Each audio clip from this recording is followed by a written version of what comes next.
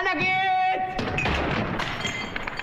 اكيد المنتج ده فضل يكبر ويطور من نفسه لحد ما بقى بالشكل ده.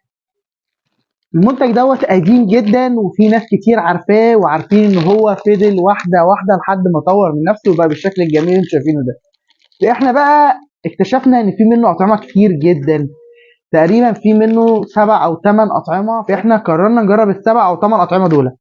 الشكل دوت من فلامانكو فضل يتطور على مر السنين. افتكر فلامانكو ده كان زمان جدا موجود منه طعم السوداني بس، وابتدى واحده واحده يتغير شكل الكيس، واحده واحده يكبر الكيس ويعمل منه احجام مختلفه لحد ما وصلنا للشكل النهائي ده عامل منه حجم تاني. الكيس 7 جنيه، ده سعره 5 جنيه، وفي منه كمان كيس ب 10 جنيه. انا جبت دوت وجبت كل الاطعمه بتاعته اللي موجوده في السوق، وهنجربهم مع بعض ونشوف مين فيهم احسن طعم. يلا بينا نجربهم مع بعض. يلا بينا. دي كل اطعمه الفلامنكو اللي موجوده: جبنه مدخنه سوداني، شطه مولعه، فلفل احمر حار، طماطم، كباب، واخيرا شطه وليمون. نجرب مع بعض واحد واحد دلوقتي ونشوفوهم مين فيهم احسن طعم. خلينا نبدا بطعم الشطه والليمون. بسم الله. ايه ده؟ طعم الليمون فيه قوي، لكن بصراحه طعم مظبوط قوي. حلو ده قوي في الشطه والليمون. طعم الشطه والليمون، الناس اللي بتحب الشطه والليمون ده هيعجبهم جدا. فلامانكو عامله طعم شطه وليمون حلو. ده طعم الطماطم. بسم الله. الظاهر كده ان مفيش ولا طعم من فلامانكو هيطلع وحش. طعم الطماطم بتاعه مظبوط جدا برده، الملوحه بتاعته حلوه والقرمشه بتاعته جميله بصراحه، واهم ميزه فيه ان هو مخبوز مش مقلي، يعني ده ما فيهوش زيوت برده. طعمه حلو قوي بصراحه. نشوف الطعم التاني. فلفل حار وحلو، ميكس غريب، واعتقد انه هيبقى تجربه مختلفه. انا اول مره اجربه معاكم ده الصراحه. الريحه بتاعته قويه قوي. بسم الله. ايه ده؟ هو قالب على فلفل اخضر ليه كده؟ عامل زي الفلفل الاخضر وكانك حاطط عليه سويت شيلي. ده طعم مش احسن حاجه بصراحه. بصوا هو مكتوب ان هو بالفلفل الحلو والحار، فانا مش عارف ازاي، بس الطعم ده مش احسن حاجه بصراحه.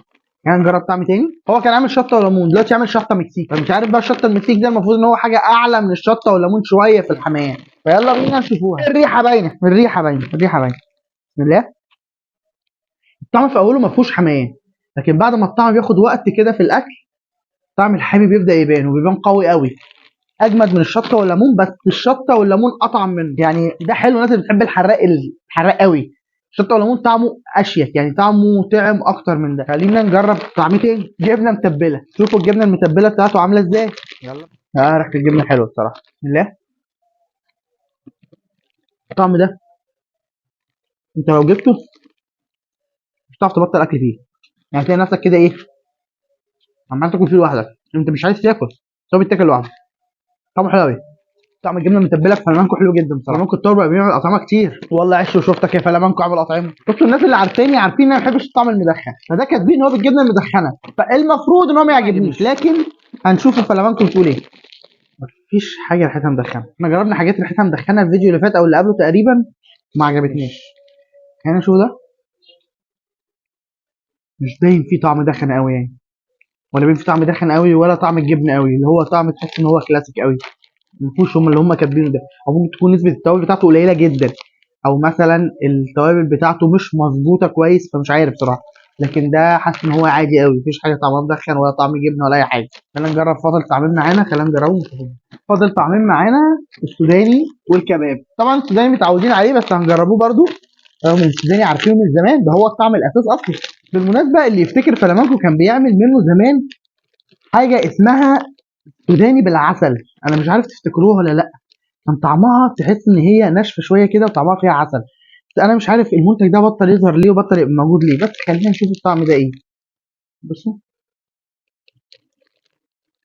الطعم اللذيذ اللي مش هتقدر برضك تمنع نفسك منه مهما كان. ما زال طعم السوداني بيتربع على عرش قمه الاطعمه بتاعت فلامنكو بصراحه. هنا فاضل معانا اخر طعم وطعم الكباب. يلا بقى نشوف طعمه عامل ازاي. انا بحب جدا طعم الكباب في اي حاجه، سواء شيبسي او سناكس او اي حاجه من الحاجات دي. ريحه الكباب قويه جدا. بالله. اوه، عالمي. ريحه الكباب وطعم الكباب عالمي. كل اللي فاتوا على جنب وده لوحده في جنب. صراحه فلامانكو ابدعت بقى في الكباب. لا بعدين هو مش اي كباب، ده كاتبين ميكس جريل لحم. متخيلين يعني ايه ميكس جريل لحم؟ الناس دي صارفه ومكلفه. لا طعم حلو قوي قوي.